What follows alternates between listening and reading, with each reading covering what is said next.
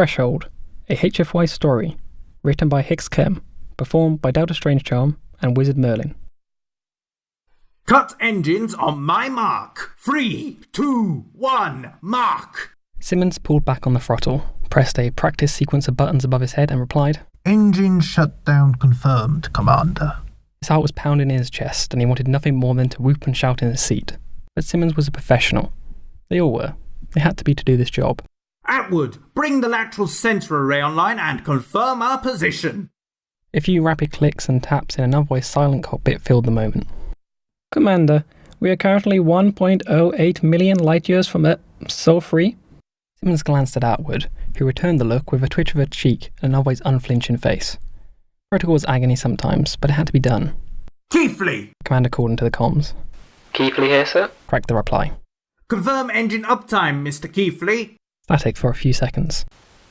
Sustained 8 hours, 47 minutes, sir, with all systems maintaining within acceptable parameters. Commander Slate nodded, then turned his chair to face his crew. Simmons and Atwood held their breath in anticipation. The next words were words they'd remember for the rest of their lives. 1 gigalight? God damn, that's fast. Atwood smiled and Simmons' resolve broke as he laughed aloud.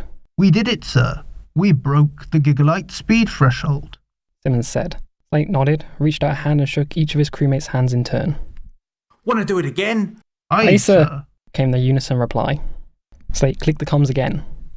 Mr. Keithley, mission successful. We'll bring the ship about and return home. If you've been holding anything back, now is the time to disabuse yourself of such notions. We've just broken the galactic speed record. Now let's do it again. Static again. Aye, aye, Commander, sir. I'll do my best. And that was the scene just hours ago as the latest human speed ship returned to their homeworld of Sol 3, having confirmed a sustained speed of 1 billion times the speed of light. A four-armed reporter was holding multiple microphones and gesturing towards a ruckus celebration in the background. Confetti fell all around as gathered humans and Xenos danced and cheered.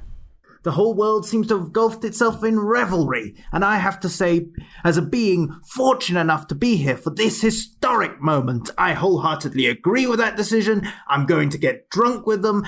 Back to you in the studio. He tossed the microphone at someone off camera and darted off into the crowd, where several humans raised their arms in welcome and handed in bottles of something. Back in the studio, the anchor recovered quickly. Alright, well, that was Dan Glorb Marblob, our human affairs correspondent on Sol 3. With the latest update to the Gigalight Speed Record celebration. And here in our studio is renowned human historian and analyst, Dr. Fiesel Beat VE. Dr. VE, can you give us any insight to explain their reaction to the accomplishment of such a small number?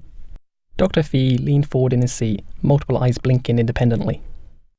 Well, as many of our viewers already know, humans tend to celebrate the successes of individuals as the success of their whole species.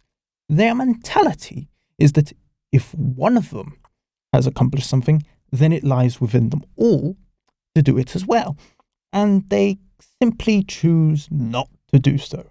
Why would they choose not to? No, you misunderstand me.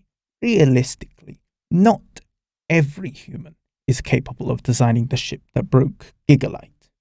Not every human is capable of maintaining the engine for 16 hours of solid max capacity runtime.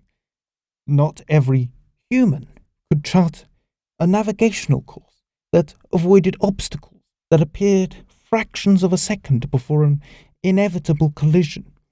However, every human can conceive of themselves being in any of these situations. Their minds are extraordinarily flexible in this way.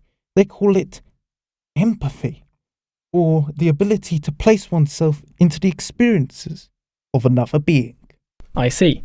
So they celebrate because they believe they could also do it. Or perhaps because they hope to someday.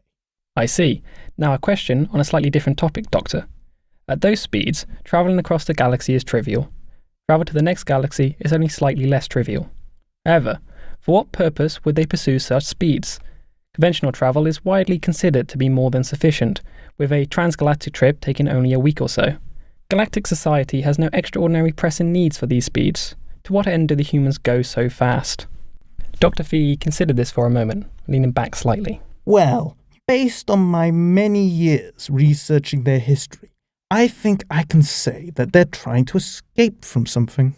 The anchor looks slightly surprised. Escape? From what? I think they're running from themselves. Can you explain? Well, you know their early history from before they joined the galaxy. I believe most people have heard the stories. They aren't just stories, sadly. The humans really did nearly drive themselves to extinction. They slaughtered each other by the millions, unleashing the horrors of uncontrolled nuclear fission on their own kind. Historians who came long before me assumed that the beings of Sol 3 would go as so many others had, rising and killing themselves off, and making way for the next species on their planet to make the attempt. But they didn't. No, they didn't. And when we looked into what changed, we saw that every time they stopped killing each other, it happened on the heels of some major milestone. Every great accomplishment heralded an era of peace for them.